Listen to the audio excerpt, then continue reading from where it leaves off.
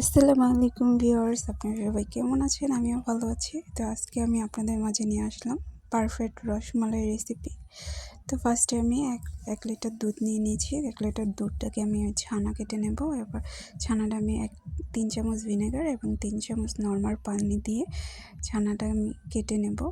তো কাটার পরে আমি ছানাটাকে একটা কিচেন তাওয়াল বা একটা ছাঁকনি দিয়ে ছেঁকে নেব। তো ছেঁকে নেওয়ার পরে আমি এখানে মিষ্টি শিরা বানানোর জন্য 3 কাপ পানি এবং 1/3 কাপ চিনি দিয়ে মিষ্টি শিরা বানিয়ে নেব। তো মিষ্টি শিরাটা বানানোর পরে আমি ছানাটা দিয়ে ছানা শেপ দিয়ে নেব মিষ্টি। তো মিষ্টিটা এবার আমি ফুটিয়ে নেব 10 মিনিট রান্না করে। তো এইভাবে নেড়ে নেড়ে আমি ছুটি দিয়ে নাড়বো না, আমি জাস্ট কড়াইটা নেড়ে নেড়ে মিষ্টিটা ফুটিয়ে নেব। তারপর আমি এখানে 1 লিটার দুধ নিয়ে নিয়েছি। দুধটাকে আমি 1/3 কাপ চিনি দিয়ে ভালোভাবে জাল করে নেব।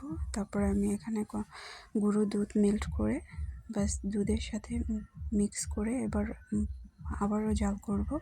জাল করার পরে আমার সেই মিষ্টিগুলো শিরা থেকে উঠিয়ে আমি দুধে দিয়ে দেব। দুধে দেওয়ার পরে আমি 4-5 মিনিট ফুটিয়ে নেব। তারপর নর্মাল ফ্রিজে রেখে ঠান্ডা করে জাস্ট পরিবেশন করব।